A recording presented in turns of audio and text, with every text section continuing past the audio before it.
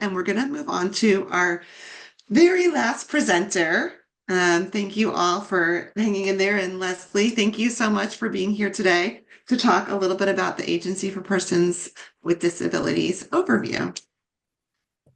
Good afternoon. I'm having a little trouble with my camera and my voice, so I apologize. Um, we are with the Agency for Persons for Disabilities. We serve the state of Florida in 6 different regions. We have a Northwest region, we have a Northeast region, which is the one we're in. We have Central region, Southeast region, Suncoast, and Southern region. So there's 6 regions that cover the Agency for Persons with Disabilities. Unfortunately, we don't have immediate services like many of you. Our system is very oriented to the statutes. So everything that we do is defined by statute, and the statute that we follow is Chapter 393. 0.063. Now, what that defines, if you want to go to the next page, it defines that an individual is eligible for our program that has a disorder or syndrome that is that attributes to intellectual disabilities, cerebral palsy, autism, spina bifida, Down syndrome, Prader-Willi, and Phelan-McDermid syndrome that manifests before the age of 18 and that constitutes a substantial handicap that can reasonably be expected to continue indefinitely. And that's where a lot of different issues come up over time. And I'll explain that a little bit more as we go. Typically, when it, with if you want to go back one page, just if you would.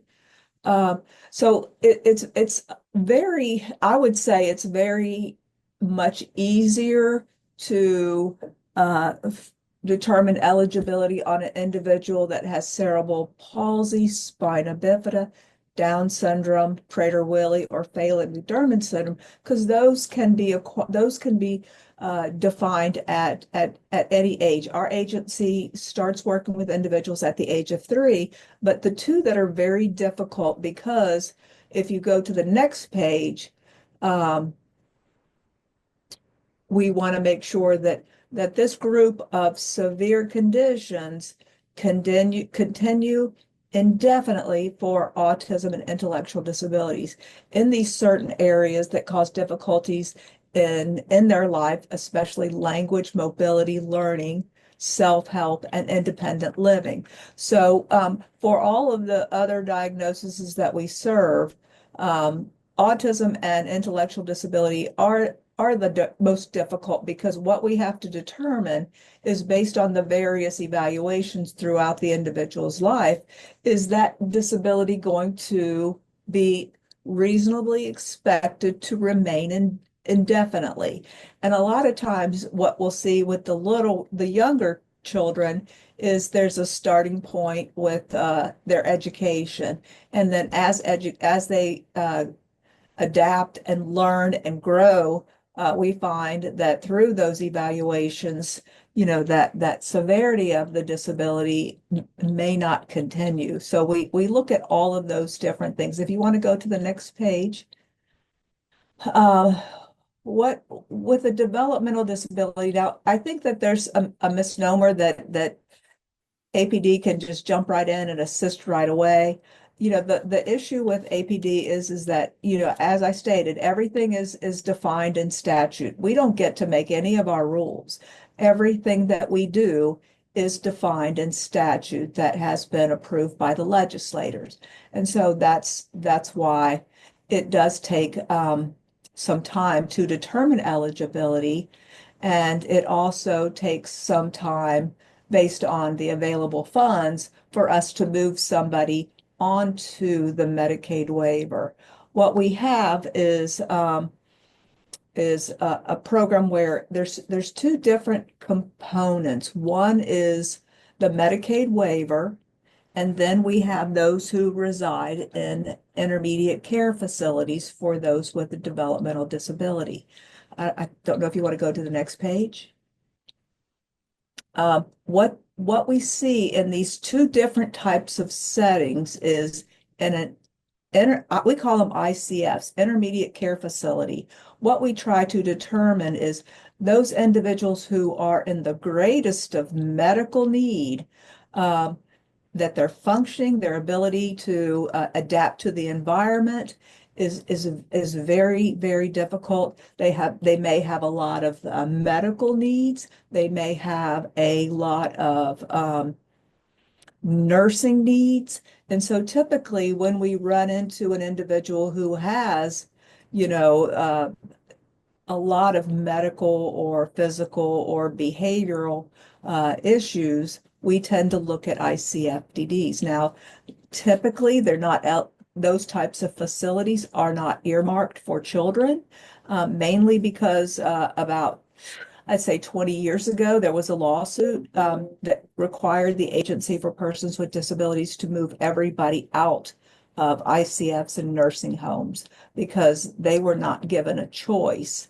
And so what we had to do is we had to look at getting everybody out of those types of situations that wanted to. So we have those typically, like I said, those are for 18 and above.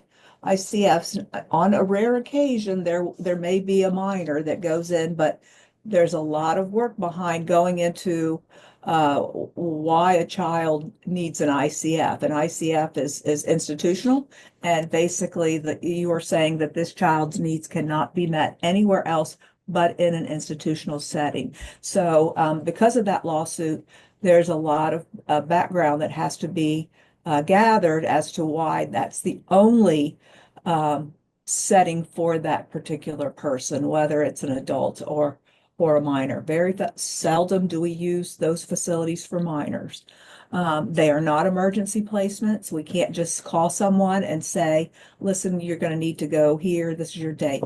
So then we have the waiver, which is those who are asking for services who from our waiver. And basically what we try to look at in these different kinds of situations is where does the person land in their functional areas of self-care, expressive language, learning, mobility, self-direction, independent living, and their ability to economic self-sufficiency would they be able to live on their own without any assistance or minimal assistance? So we in both of those types of settings, we have to look at how this particular functional area falls along with that person. Where do they lie in all of these different areas? Do you want to go to the next page? Um, and there's some reading. The easiest way to determine a developmental disabilities is there's a large difference between a baby that does not have a developmental disability and a baby that does have delayed milestones. And typically what we look for in the early records of that child when the facilities submit applications is what we look for is what did they have these normal delays in in those early stages? What were their milestones? Were they meeting their milestones at a normal pace? Did they reach a normal pace and then at a certain age, did they start to decline? You know, those are the kinds of things that we start out looking at for the person, and then we will move further into the IEPs and the psychological evaluations. But we do really need to kind of have a better idea of what's going on in those early stages because the program requires that the developmental disability was from birth, or sometimes people acquire a head injury or something like that, that then will reduce their scores. As mentioned, these are the only diagnoses we serve. Intellectual disability, the IQ is 70 or below. Autism, cerebral palsy, spina bifida, Prader-Willi. Prader-Willi, does everyone know what Prader-Willi is? Or do you need me to, I can explain a little bit about it. It's individuals are it's a chromosomal abnormality, and what happens is it causes a certain stature of a person, usually short. They usually sometimes, but not always, will have an intellectual disability, and they have an insatiable eating. There is nothing that they will not attempt to consume, whether it's frozen chicken, whether it's a wrapper from something. So it is that their ability to feel full is not has not worked out. Down syndrome, we know that that's a chromosomal abnormality. You can tell when you look at a person that has Down syndrome, their features are very similar. Phelan-McDermid is a new syndrome for us. There was, when it was first added to our statutes, there was only about 50 people that had that disability. And like I had mentioned, is many of the same characteristics. They have low intellectual abilities, and so that disability was added probably about maybe 5 or 6 years ago. So we want to go. So let's say you have an individual like the young lady who had, like on the card, who said that she's the 15-year-old is having some difficulty, but there's a family member with autism. And so what we're going to want, what we would probably offer that family is, giving them the information how to apply for APD services to get the individual in our pre-enrollment. We used to call it a wait list. Now it's called a pre-enrollment, but it's still the same thing. It's a wait list for waiver enrollment, which is our funding source for all services. What we typically explain to people in this application is make sure you have as much information ahead of time as you can, any psychologicals, birth certificates, social security card, some of those demographic information, so that you can have that ready at the time of application. Otherwise, there may be some delays. You may have to submit additional documents to the agency to upload into the system. So I wanted to, some of the things that we run into with families that are trying to apply, we try to explain to them that these are the kinds of things that we really need people to gather at the time or right before they apply. Gather all of the demographic information, any kind of psychological, psychiatric evaluations, IEPs, autism, all psychological evaluations, psychiatric evaluations, at the age of 3 to present, if possible, and any other psychiatric admissions. Did they have Baker Acts? Did they have other kinds of mental health diagnosis that could mask or contribute or cause the autistic features to get worse. Though I think that the one thing that is very, very important is a lot of families that have children with autism are looking for respite, and they want to go through the crisis process for respite. Well, I try to explain to everybody that respite, as much as it's needed and everything, that it is to the family to give them a break. It's not listed as a critical service for our crisis. And so children under the age of 22 are only eligible for that get onto the Medicaid waiver program. They're only eligible for respite and support coordination. If residential placement was needed, we could go through that process and look at whether that is needed. But all of these other services we provide to individuals that are 18 years of age or above. A lot of the life skills development, which is the adult day training program, companion, some of those services, supported employment, those services are for those who have gone through VR for employment potentially, or those that for the adult day training program, they're not eligible to go in there until attend an adult day training program until they're 22. Because we prefer that they continue with their education until that education moves past that point. So there's a lot of things that we do not provide to children. I know that we've got 1 minute. There's not a lot of things that we provide to children, but the majority of the services that we provide are for adults. And like I had said, Diana Garcia is our pre-enrollment stream lead. I hope that you all have her number. Our website is apdcares.org. That will take you to our application. Sorry, hold on a second. That will take you to our application where you can apply. When you have questions about the various processes, it's really important that you reach out and bring that to our attention, especially if it's a community child and you're trying to keep them in the family home. We certainly want to try to get involved if we can.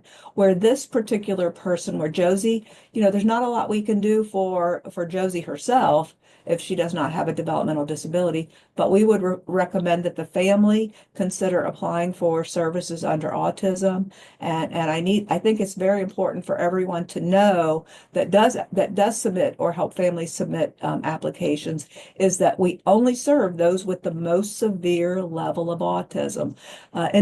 We get applications that I had one the other day where she has autism, but her IQ is 128.